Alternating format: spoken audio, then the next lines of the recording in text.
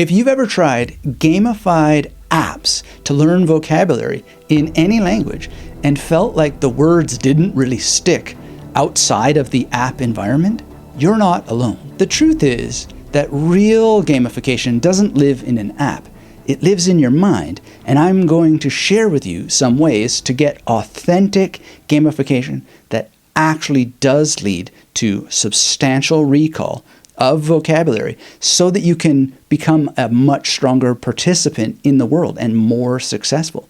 Because the way that you learn words and phrases is definitely an experience that can be engineered, gamified for sure. But one problem with apps for so many people is that the experience we have is an experience of the app helping our brains prioritize dopamine hits over anything that resembles the path to substantial retention.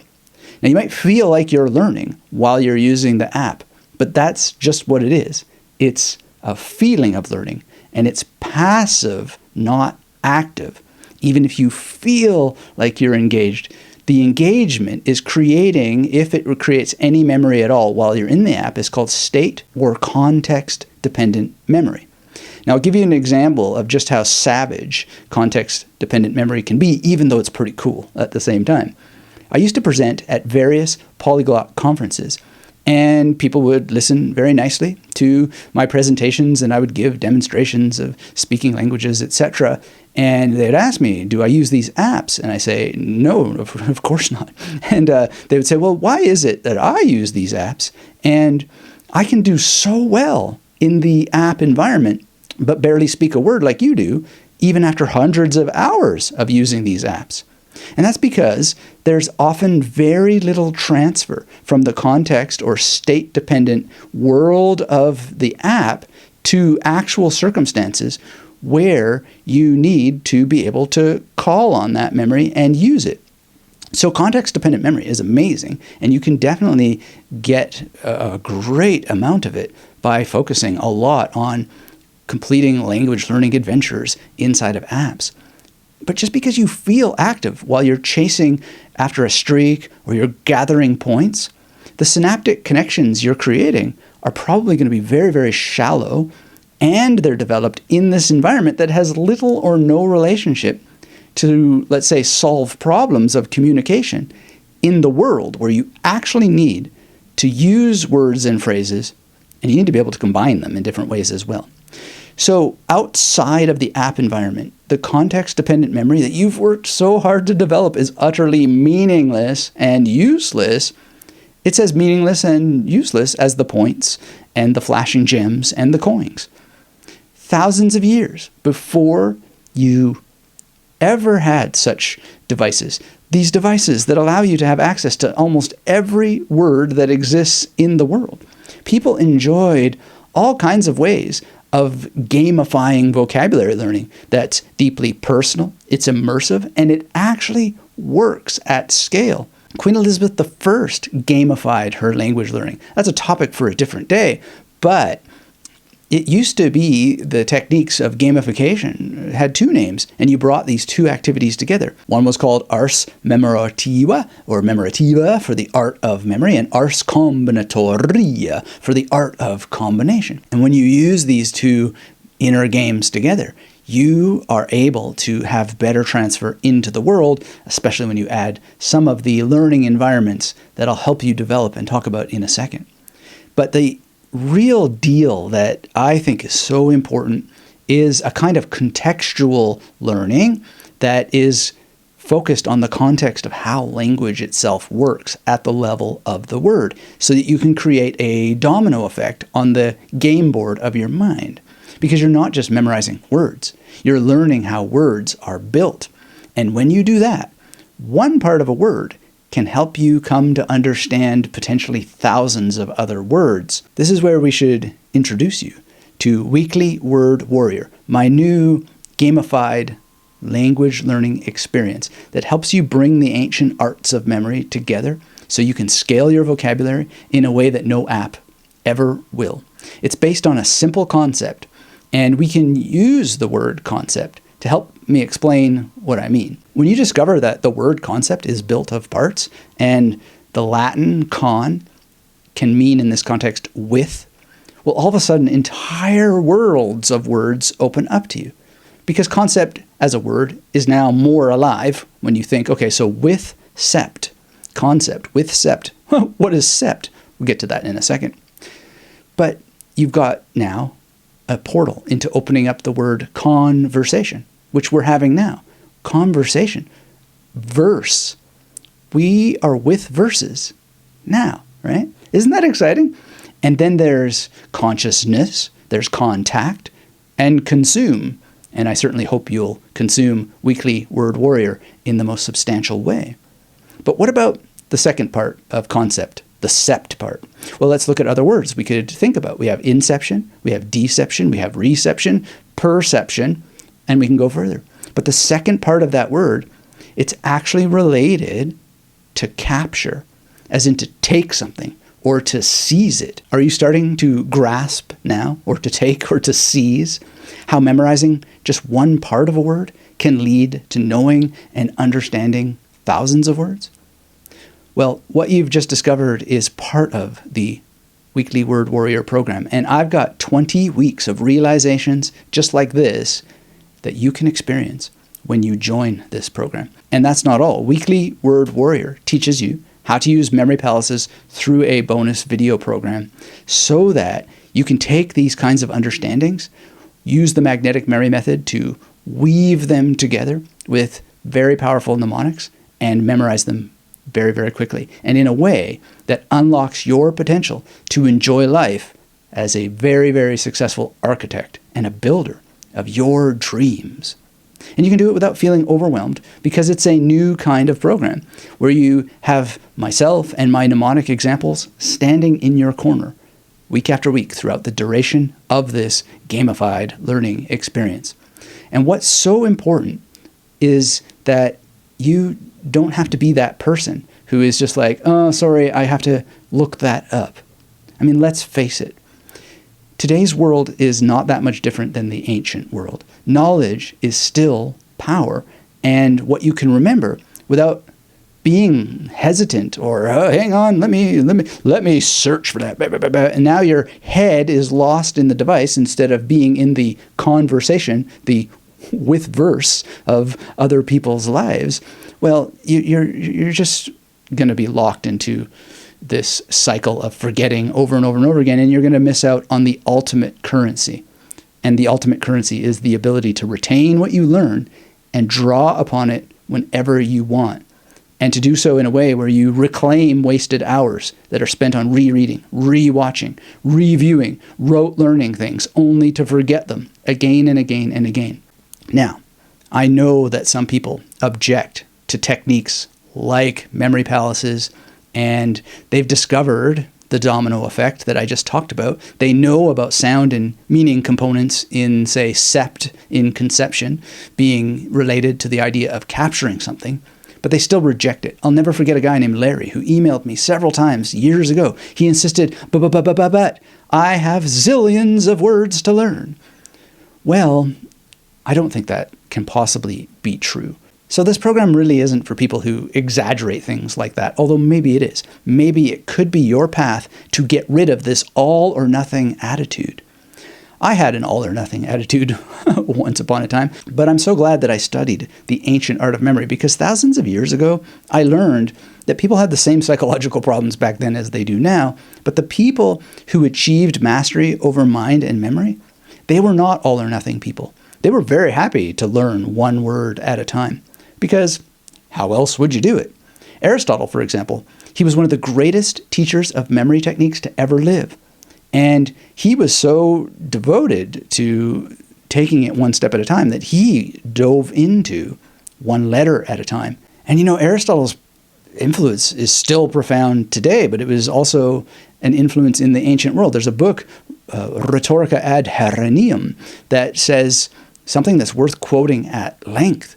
It says, lest you should perchance regard the memorizing of words either as too difficult or as of too little use, and so rest content with the memorizing of matter as being easier and more useful, I must advise you why I do not disapprove of memorizing words. I believe that they who wish to do easy things without trouble and toil must previously have been trained in more difficult things, nor have I included memorization of words to enable us to get verse by rote, but rather as an exercise whereby to strengthen that other kind of memory, the memory of matter, which is of practical use. Thus, we may, without effort, pass from this difficult training to ease in that other memory. So basically what this passage is saying can be simplified as, don't be a knucklehead. If you haven't developed the skill required to memorize one word at a time reliably, you have no business worrying about memorizing entire topic matters that contain thousands of words.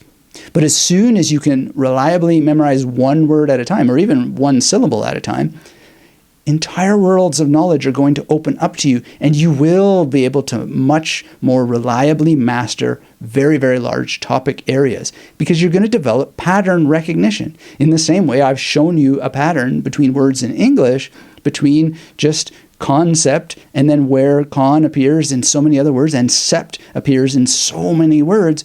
And that is not exclusive to English. It's hardly exclusive to English. This kind of patterning, this great chain of interrelated sound and meaning components is a characteristic of just about every language that exists. Certainly it's in every language I've studied. So I want you to be able to consider yourself a word warrior that conquers words one at a time, so you can start to see these patterns and then conquer content with an increasingly unique ability that is becoming so rare in our modern world, where people exaggerate the need to master everything immediately because their minds have been poisoned by the internet to just want instant gratification. And again, this need for instant gratification is not new, nor is a world in which you have many, many distractions. You can read John Cassian, for example. He has a whole book about telling people how to focus, and they didn't have anything like our problems, and yet they were still super distracted. And one of the things that the masters of memory did, like Aristotle, was to make sure that they could just simply memorize words first and foremost, and when the words were too difficult, they focused on one letter at a time. Now, words are, of course, very, very important because words are the DNA of thought.